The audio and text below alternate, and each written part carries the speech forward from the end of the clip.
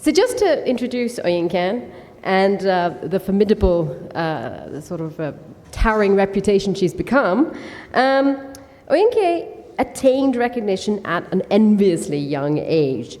She published her first novel at 30, which is, of course, My Sister the Serial Killer, and that was followed by a slew of acclaim and various nominations and awards, which include the Booker Prize, the Women's Prize, the Goodreads Choice Awards, the LA Times Award, and the Anthony Award.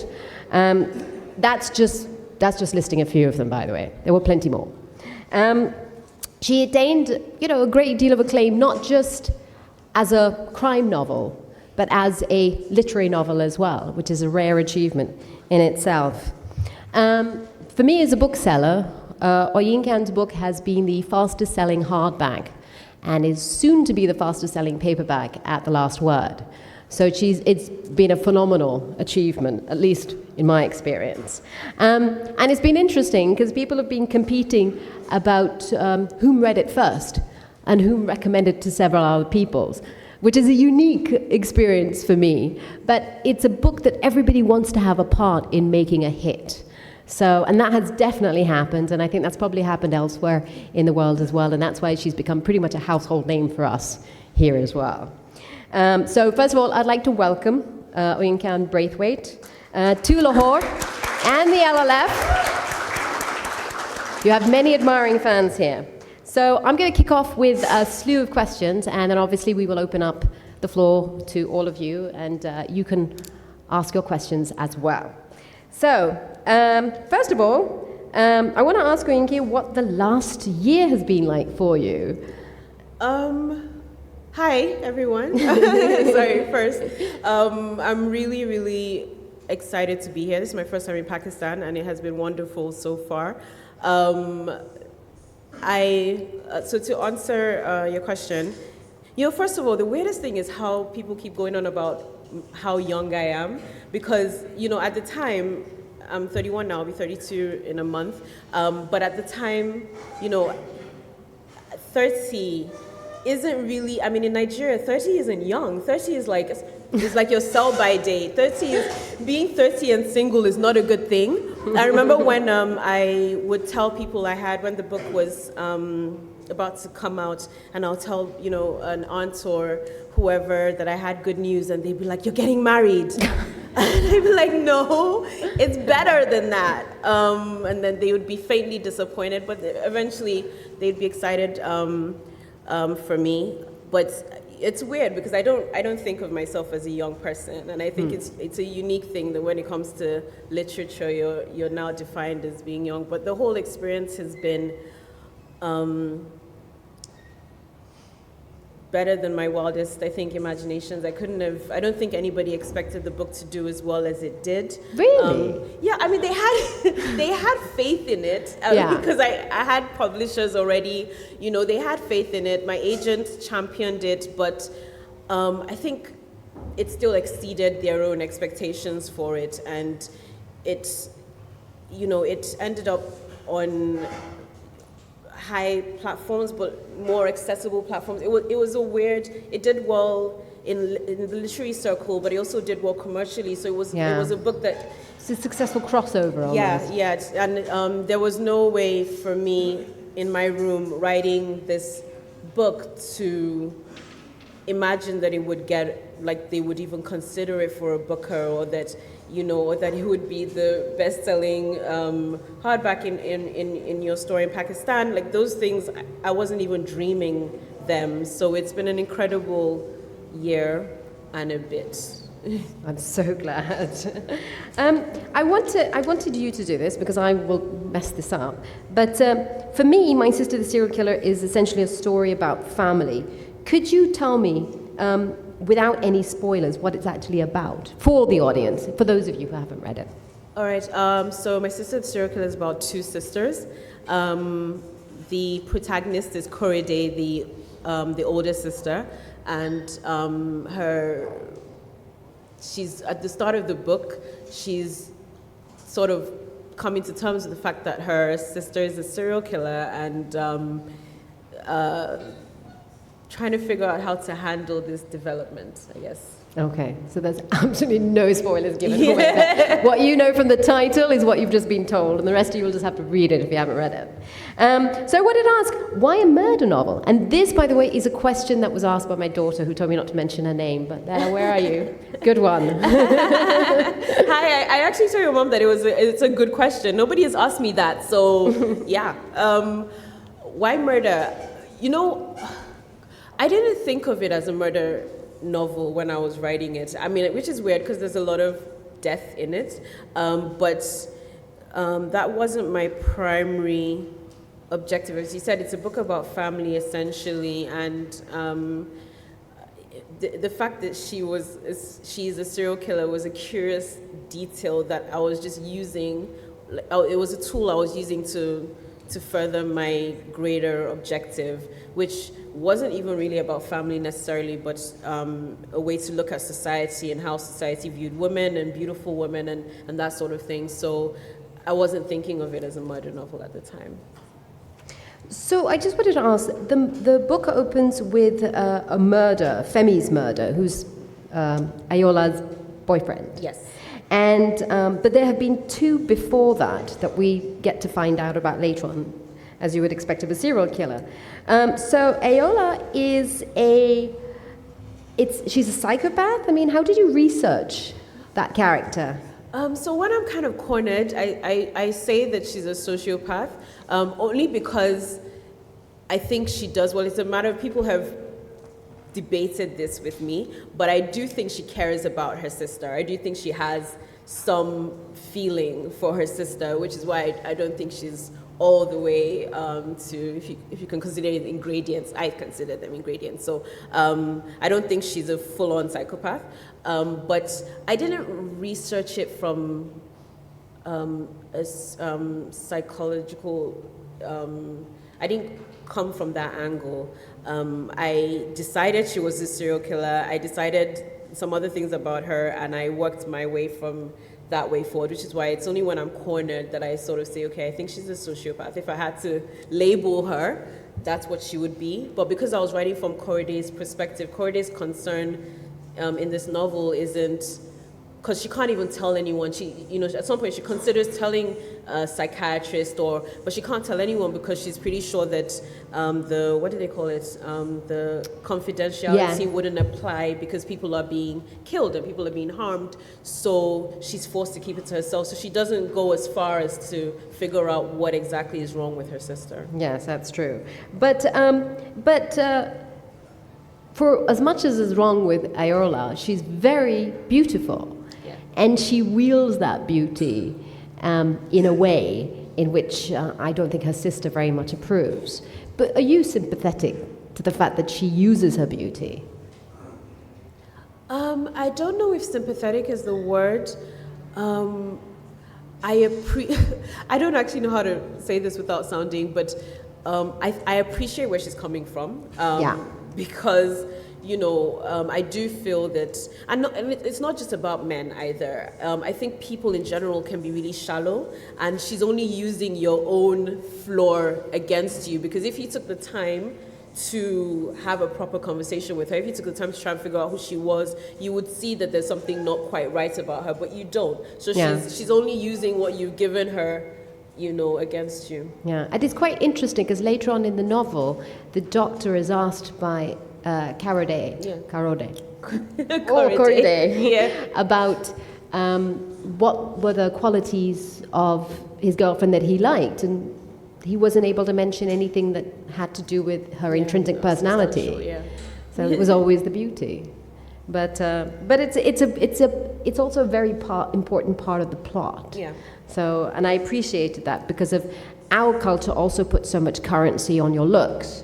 And it's global as well, that's how markets have been driven as well, that's how things have been sold. Yeah, there was, I don't know if it was before I wrote the book, but I think it was before I wrote the book, but I don't know if you would have heard about it, but there was this hashtag that was going viral, hashtag Prison Bay. don't know if any, show of hands if you heard about Prison Bay. Okay, so a few people. Okay, so for those who don't know, basically there was the mugshot of this man that went viral because he was so good looking, but he was in prison at the time, and when he's released from prison, he gets modeling contracts, he gets all sorts of opportunities. And I, for one, I didn't really take the time to research, so I have no idea what crime he committed to get himself in jail, but people seem to sort of put that to a side and focus instead on how attractive he was. Meanwhile, there might be other, because everybody knows it's hard once you come out of prison to get work, and so there might be people who are more deserving, depending on how you want to consider that, but who might be more deserving of having access to those kind of opportunities and resources. But just off of this guy's looks, his life completely changed. Yeah. And that's the world we live in. That's our day to day. But it's a real frustration for Korede. Yeah. Because she's also looking for love. Yeah. So it's quite a sympathetic situation, quite a difficult situation for her. But nonetheless, she perseveres because there's this bond that she has with her sibling. And it doesn't seem to be born of anything other than trauma and societal expectation. So I don't really see as such the love there. So there seems to be very little of a relationship based on that sort of emotional bond. Was this deliberate? Yes, sort of. I mean, I think there is love. I think the problem with their love is that it's toxic on both sides. It's and as you said, it's based on duty and trauma. That's what really tightens their bond. But it was important for me to. Okay, so two things. One, I'm the eldest of 4, so I can empathize with Korede because. And again, I don't know if it's similar here, but I think I spoke to someone and they said it is like that in Pakistan. But in Nigeria, being the firstborn carries a lot of weight and responsibility. We have a sort of, I don't know if it's a saying per se, but it's they talk about how the one who came out of the womb first opened it up for the others to come to come after. Yes. And we also have this curious thing actually with twins where the child who comes out first is actually, in my culture, it's not all cultures in Nigeria, in my culture in Nigeria, the child who comes out first is actually considered to be the younger sibling because they say that the elder one said, you go ahead, you go ahead of me. But, so that was part of it because in the book, Korede is sort of told over and over again that she's the elder sibling and she needs to look after her sister, so she imbibes that on the one hand. Then on the other hand, because I was creating a character who's a serial killer and a sister who, for the most part, is remaining loyal to her, I needed, I started to question whether the fact that they were sisters was enough to keep you holding on to these kind of secrets and these kind of things going on. So that's when I decided, when I created the father figure and this idea of trauma in their past, because I believe that shared trauma binds people together, and it kind of makes everybody else an outsider because you feel as though nobody else can understand what you've gone through, nobody else can understand your pain. So it brings them even closer together than mere sisterhood would. Yeah. And I think because they know the secret now, the outsider is now the enemy as well, which is a difficult situation to be in. The book was, when I was reading it, pretty much a critique on marriage, about the inherent transactional nature of it and the power dynamics within it. What are your thoughts on love and marriage? I'm so excited about this question. Okay. We're going to be here for days now. Yes, I think it was. I did a little bit, not a lot, but I think I did critique marriage a little bit. And that's because in the environment that I'm in, I think that people have, I guess it's a matter of opinion what marriage essentially was supposed to be. But I feel like people have lost sight of that, where marriage is now about, it is transactional. It's about what you can get from the other party. You know, how much money does he make? You know, what family does she belong to? You know, can her uncle get me a job? I thought, oh, you know, do we look attractive? Are we couple goals? I think people have, you know, they don't have the same sense of loyalty, and because marriage is, I've not been married. I'm going to be this year, but I've not been married. But I might, like, from amongst my peers in Nigeria, people are just, I think, really shallow and unkind, and they're out for themselves, and it's not a good structure that a marriage can be founded on. So, like in the novel, I think, for one, the adults, their aunt and their mom, are eager for them to get married. But then on the other hand, they're eager even though their own experiences haven't been positive, which always baffles me. Like, why people push marriage on you when their own experience of it that's something we're familiar with here. But I mean, marriage for me is just or marriage in these times, it's fascinating, I think. But it's interesting because we're not just talking about the Nigerian experience or even like the Pakistani experience, in that we recognize what you're writing about. But then there's the social media, the modern romance experience, which I find makes the book so universal. Do you know what? I got engaged recently, and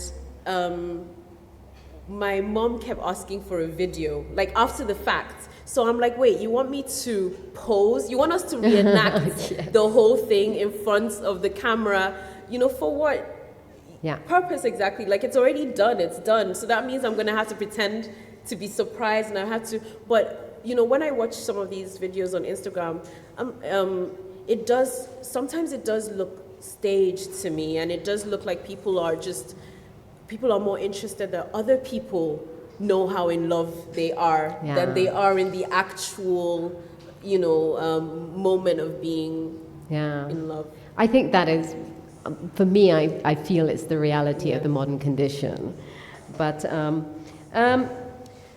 you've also written a book that is thankfully not bound by, you know, the labor of establishing a Nigerian or an African context.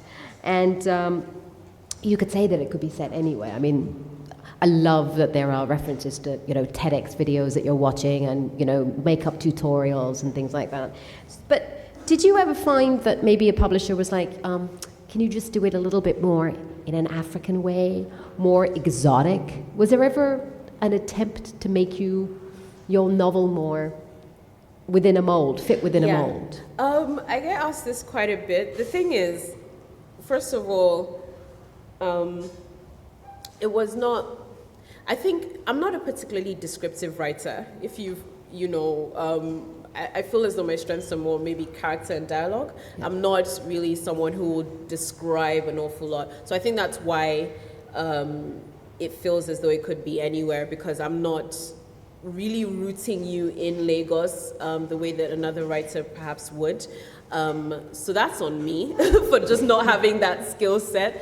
Also, you know, another sort of answer I have for that is that I often feel as if it couldn't be set anywhere else, which I've adjusted now because I know that there are other societies like Lagos, but I know that book couldn't have been set in America or in the UK or whatever, because they get away with a lot of things that you wouldn't be able to get away in a society that maybe had CCTV or cops that were there for the right reasons or whatever.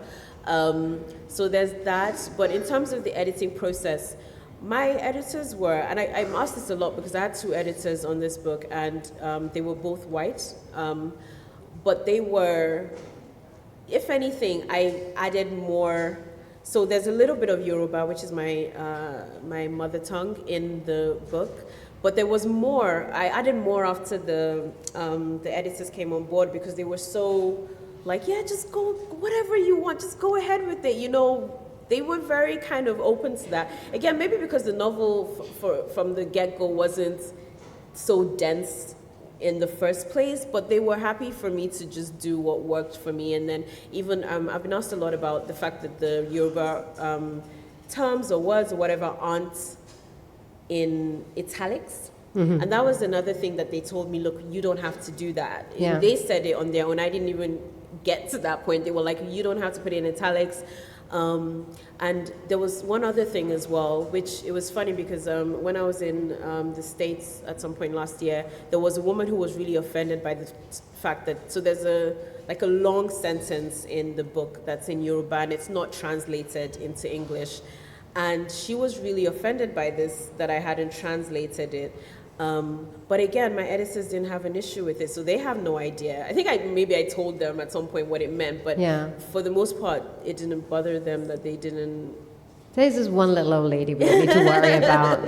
Yeah. But so publishing has changed, you could say. Yes. Yeah. And I'm glad you're publishing at this moment. Well, coming back to the interesting thing you made, the point you made that if you were in a country where there was more forensic capabilities and there was, like a crack crime-solving unit, it would be a different kind of story. Yes, it would be. But then the question arises that if it was a particularly, effective crime-solving country, do you think that would have affected Korede's sort of willingness to help her sister out? I don't know if I can answer that without giving a complete spoiler. But I think that I don't think it would have affected it because at the end of the day, yes, she didn't want to get caught, but I think her concern was more that the thing is, I think she would have been loyal, but they would have been caught. That's just they would have been caught in a different society. But I don't think it would be because Korede gave her up or just stopped. Yeah. But okay. Yeah. It's a very funny novel. It's an exceedingly funny novel. I've chuckled all the way through it, and I think I can see people smiling because it's all coming back to them how funny it was. But most of that comedy plays out in the hospital, which is kind of like, I could be wrong here, which feels like a microcosm of Lagos.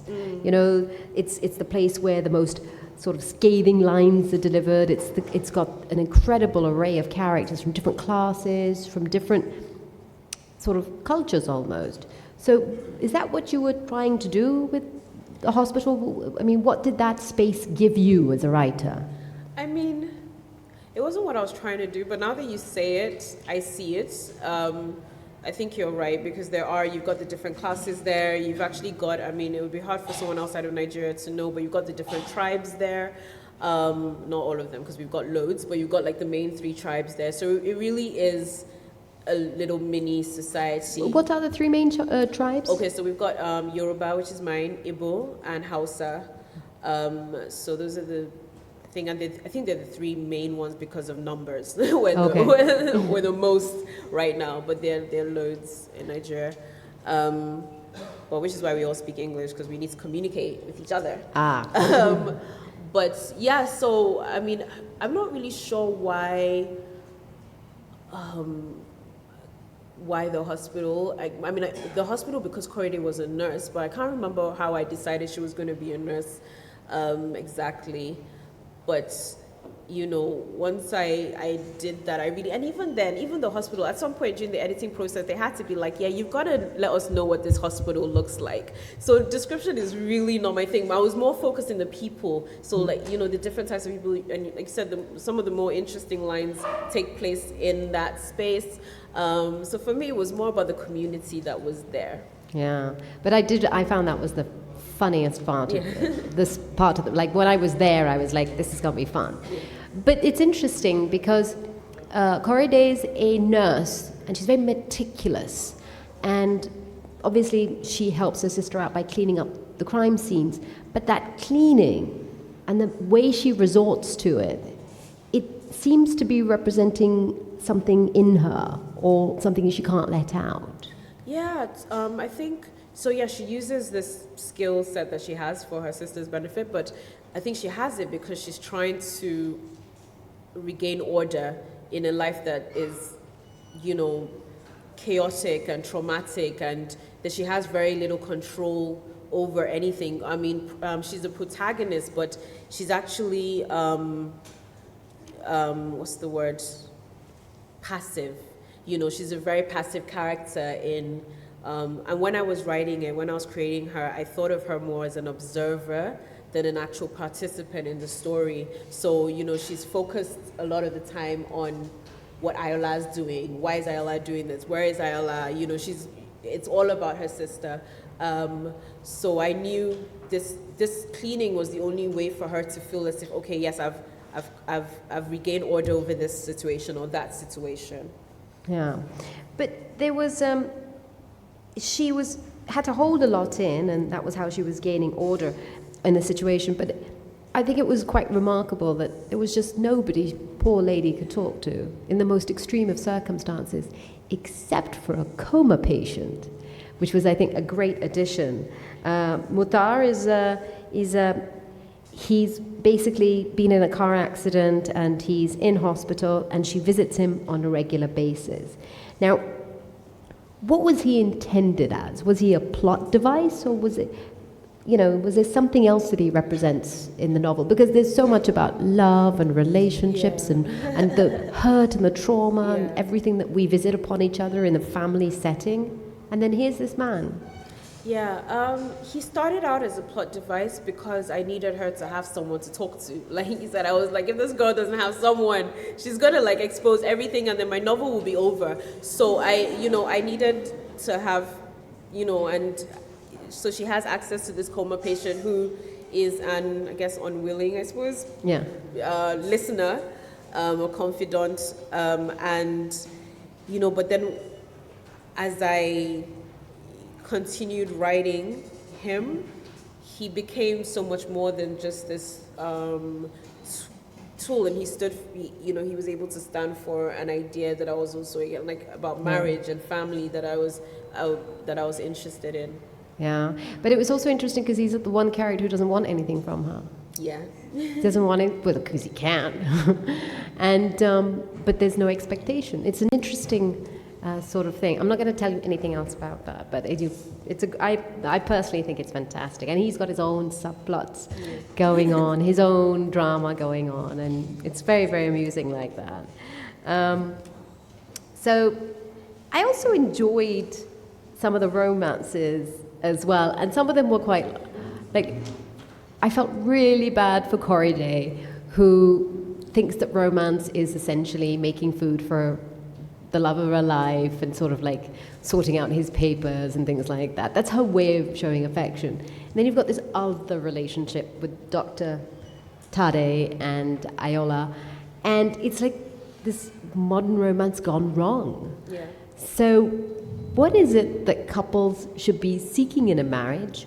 Or, is that frankly just a bad question, and we shouldn't even be looking at marriage as an ambition? I think when it comes to relationships, I usually say each to his own, because people tend to be super judgmental, but I feel like if it works for that couple, it works for them. But does it? But, well, you see, okay. Because you write with a confidence that shows that, these choices are bad choices. Okay. The thing is, I do believe that if it works for the couple, it works for them, but there are a lot of things I wouldn't want for myself. Yeah. So, for example, in Nigeria, men are really obsessed with whether or not, at least in my experience, they seem really obsessed with whether or not you can cook, right? And I know that, I don't plan to be in the kitchen every day. It's just not my thing. So when I was still dating and stuff, that was my number one. I would announce really early that I didn't cook, and then I would see how they would respond to that, and that's how I would know whether or not I was even going to have a second conversation with you. Because if you were horrified, it's kind of three sets. The guys who were like, are you even a woman? Then there were the guys who were like, okay, why are we even having this discussion? We'll get a chef or whatever, or I'll cook. And then there were the middle guys, which I think are the most dangerous, who would be like, I understand, but maybe, and there'd be a lot of ifs, and we can work together, we can teach you. There'd be a lot of that. Those guys are scary, watch out for them. But because they're trying to push you back into the kitchen. Yeah. So I think that that's not for me, which is why I can be, but I do appreciate that if you're a woman who likes to do that though, there's also no issue with that. So far as you find that person who's, you know, who's for you, and I was diligent about finding someone who would not have those expectations of me. So I think it's conversation. That's the thing about today. I think a lot of young people are not having conversations about what their expectations are. So if you don't state, this is what I expect from marriage, this is what I plan to be doing, this is what I don't think I can do, all those things, this is what, in this scenario, what would you do if it, you know, whatever, then I think that's what, but whether or not marriage is something we should be aspiring to, I also think that's up to the individual or the couple. But do you feel like if you see a lady who has decided not to get married in Nigeria, I mean, how would she be able to navigate Lagos in her 40s, for instance? I mean, if you're going to go down that route, what's ahead of you? I mean, people will feel really sorry for you, as though, you know, you haven't quite completed yourself yet. So you'll get a lot of that, but you just have to have a thick skin. If that's what you want to do, you have to have a thick skin. Like if you decide you don't want to have kids, fine, but you've got to be able to weather all the comments, all the suggestions, all the prayers. So far as you can weather the storm, then it's fine. The prayers, the homeopathy, I don't know, the desi todkas, you mention it.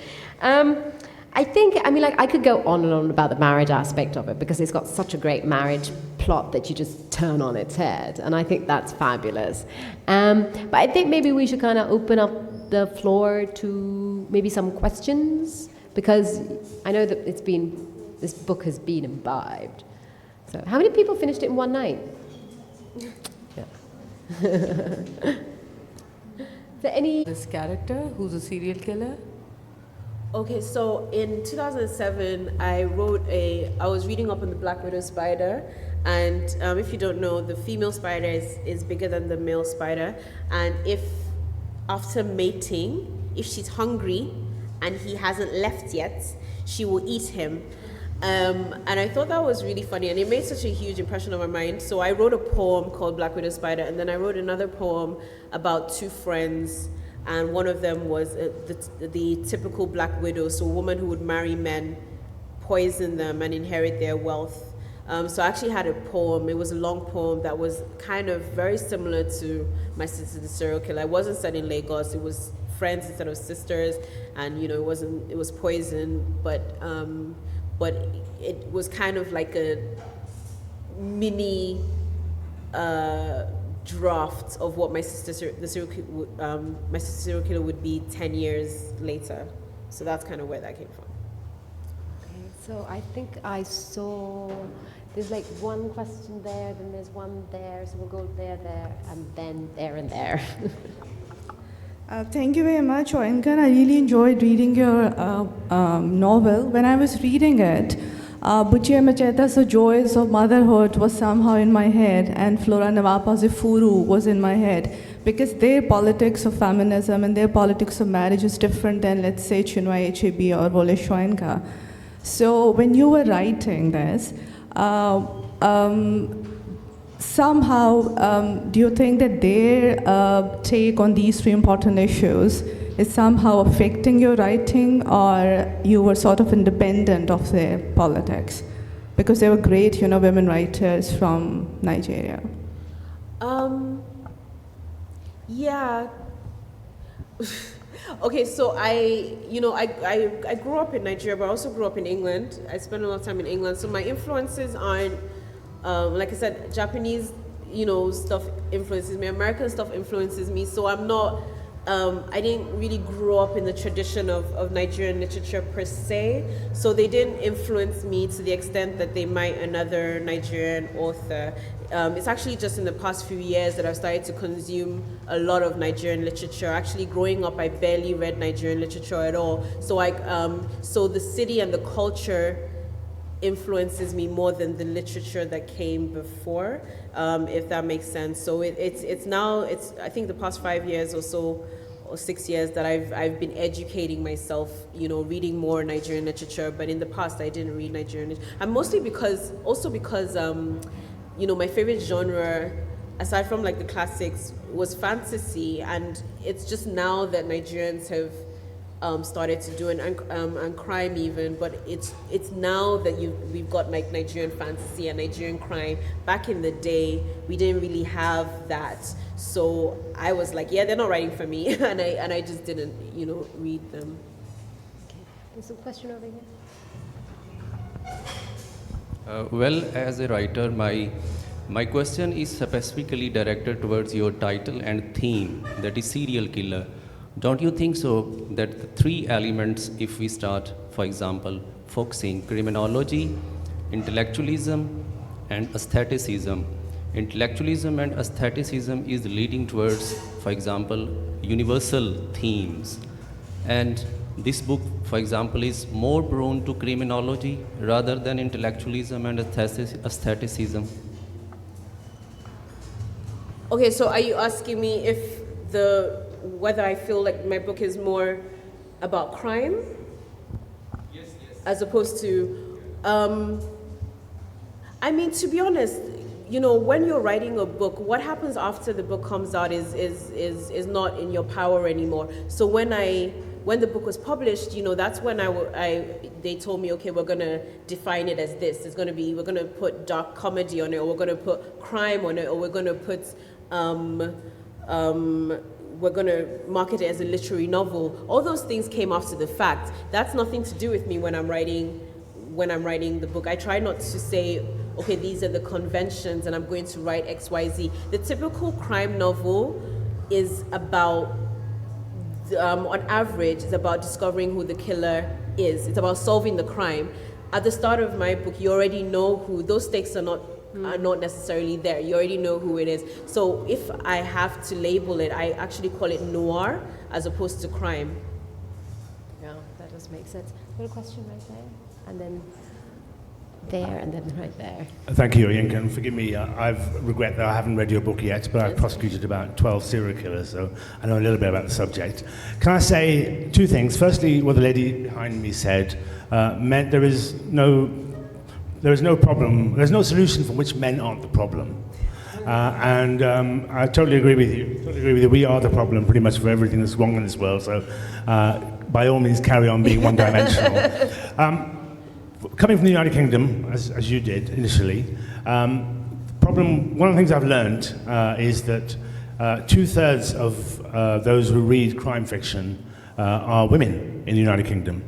Now, I don't know if that's the same in Pakistan or in Nigeria, but my perception is that women have something more, find something more in crime fiction than men do. I think men just don't read anyway, full stop, but that might be the reason. But I think certainly the research suggests that women are very much more into crime fiction than anybody else. Do you know why that might be?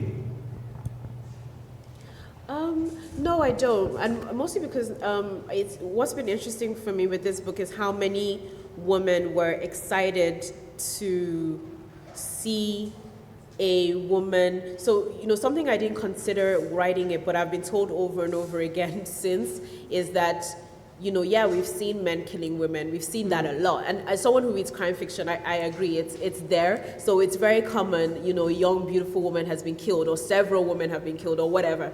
So that's a common, plot in crime. So actually, it looks as if women are interested in seeing, which is probably why Gone Girl was so popular, and some of these other books and films that are coming out, seeing women being the perpetrators as opposed to the victims. So I don't know specifically why. I think, like you said, women generally consume more fiction than men. In my experience, men tend to gravitate towards non-fiction more, but women do read. I don't know. I'm just saying but generally, I see more young girls reading than I do young boys. So I think it might be that in every genre, you'll find that there are more women consuming that genre. So I'm not really sure about that. I think we had a question. There's definitely one at the back, right there. Samir, do you have another one? Okay. Thank you so much again for coming to Lahore and for the discussion. I had a question about the writing process. One of the things I've heard Aysha say in the past is that a novel just takes so long and you change so much in that process, and perhaps your relationship with marriage, with Lagos, with women in society. And so I'm wondering how you dealt with that sort of urge to perfectly reflect your current thoughts on the page when editing and looking back at something you wrote maybe a year or two previously that no longer reflects exactly how you feel about something. Yeah, I've definitely changed a lot as a writer just throughout the course of my life. And moving back to Lagos also changed me a lot. But I think that generally I try to outright that voice in my head telling me that everything I write is rubbish. So I write really quickly just to because if I don't, I dump stories often. Like I'll start a story, I'll be 10,000 words in, 20,000 words in, 30,000 words in, and I'll be like, yep, this is absolute rubbish, and I'll stop. So I try to write quickly to get past that fear and that point in order to, and I think also the problem, I don't know if it's a problem, every writer is different, but I don't write out the whole plot first. I think if I did, I might not have that challenge of feeling like it's rubbish, but I start by free writing, just kind of going with the flow, and then at some point I try to refine it, okay, and I just like when things look nice on the page. So even when I'm writing, I format what I'm writing just because I like things to look nice, and it makes it easier for me to go back to it and say, okay, this sentence was really pretty or whatever. I don't know, I'm weird about some certain things. So I think it would be really nice if we could... She's been wanting to... Sorry, yes. Yeah. Just What you were saying? about maybe we could spend some time on the practice of writing. Do we have time? I think we probably do. We've got Okay. 10 minutes. So. My name is Rubia Jalani. I am the Secretary Hi. of English Literary Society. My question is that this is the age of crime fiction. And I think it is not only in Pakistan, but India shows many stories and many just on crime fiction. Now my question is this, that literature is divided into many fields, into factors, into forms, into movements, like realism, social realism, new classicism, experimentalism. Now, where do you fit your novel in that? Is it, and then magical realism also? I think there is a bit of surrealism in it. There's something about it that's not quite real, and I knew that going into it. But again, I don't worry about where it fits, especially now, because this experience has shown me that it will find its place if it's meant to. Maybe I should say a little bit about, because when I was writing My Sister the Serial Killer, I actually didn't write it for it to be published. I was writing something else and it wasn't working out, so I started writing My Sister the Serial Killer sort of as something lighter that I could, complete, and it was just a way for me to distract myself from the horrific thing I was going through. So I didn't even mean for it to be published, and if I had written it with the intention of it being published, I don't think I would have done certain things. It would have been a different novel. For one, I wouldn't have my first chapter have only 2 sentences in it, because I wouldn't think anybody would buy into that. So I would, if I was thinking then about labels and what works and where this fits, it would be a different novel. So I'm glad I didn't have that over my head, and I try to avoid it now, because this experience has shown me that there are people who are just as weird as you who will get it, who will get whatever it is that you're doing. So Yeah. Yes, I think we can question here, and I see you've been waiting quite a while, haven't you? My apologies. Can we grab that one? You don't mind?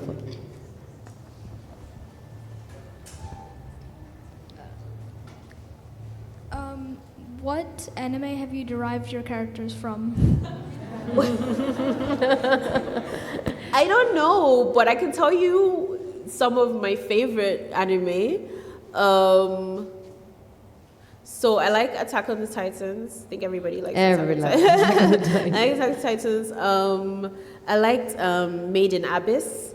I like One Punch Man. I don't know. I'm watching one now called Durarara.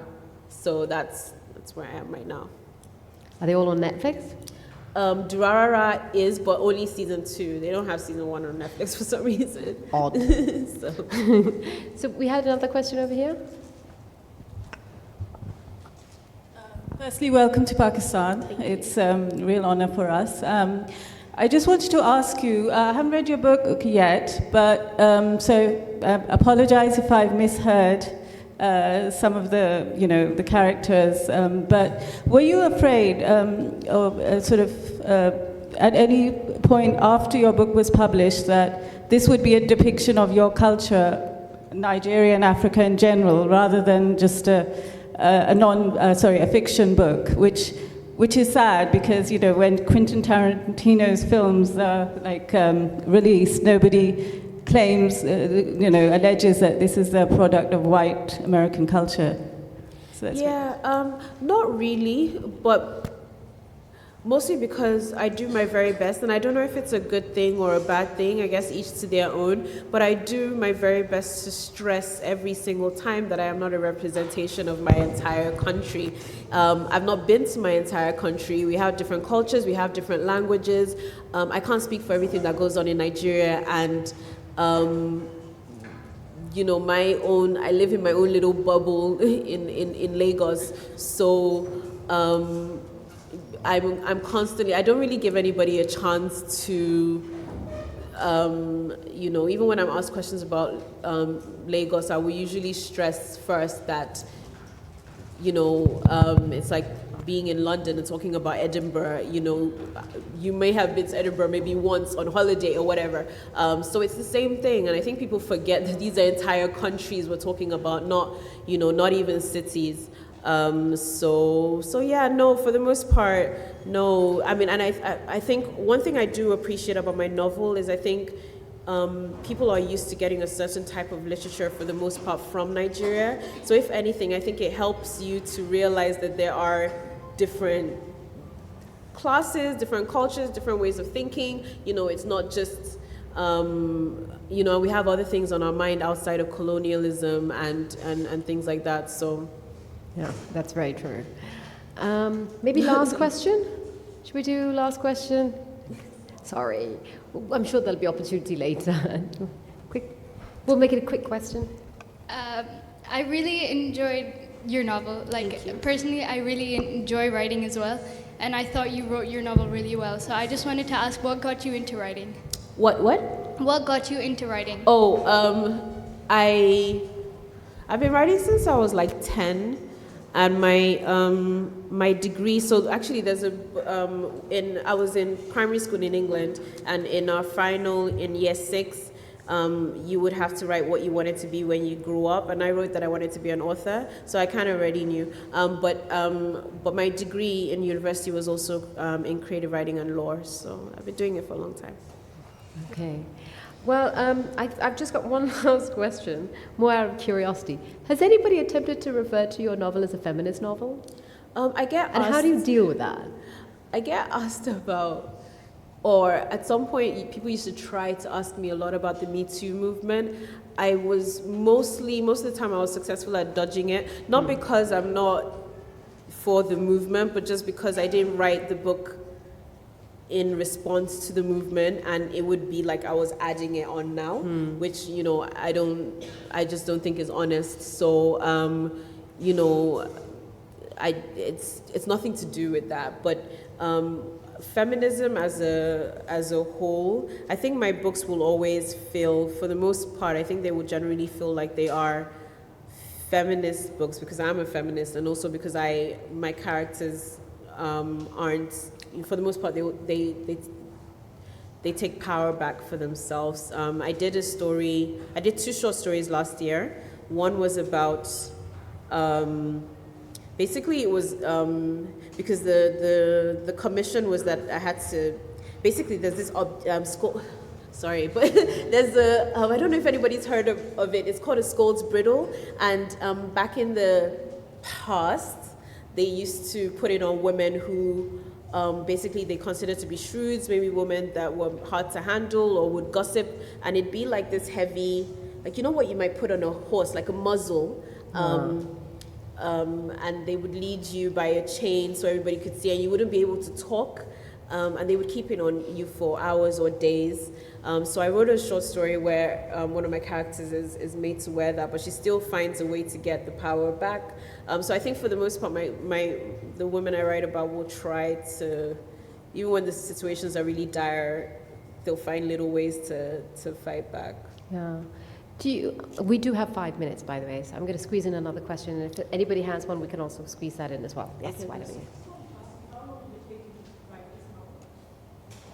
I don't like this question. Not like for you personally, but just because it always gets a really odd reaction. But so it took me, without the editing with the editors, just me on my own, it took 2 months. But it's not, I mean, you guys are holding it. It's not a big book. It's not like, you know, an 800-page book or whatever. So. Well, I think that's impressive. I think that's very impressive. What about, sorry, what was the question I was going to ask? Whether moving back to Lagos helped your writing? Does where you are produce a different story? Yeah, no, definitely. And I've changed a lot because when I was much younger, I used to write only white characters. And then I changed, I think just before university, I started writing because I think I just had a revelation one day. I was like, this doesn't make any sense. So I started writing black characters, but they weren't Nigerian. And then I moved back to Nigeria and I started writing Nigerian characters, but also the culture and the way you talked about some of the scathing remarks in My Sister's Serial Killer. And there's a lot of that for me is what Lagosians are like. Yeah. You know, that's how they talk to one another. You know, it's all about the next comeback or whatever. They can be very sort of sharp with their verbal retorts and things. So that's also formed the way that I think about language as well. Yeah, but because it's definitely a very rich and fun environment to be in if you're not killed in the process. So, any last questions at all? Okay, one last one. Go on then.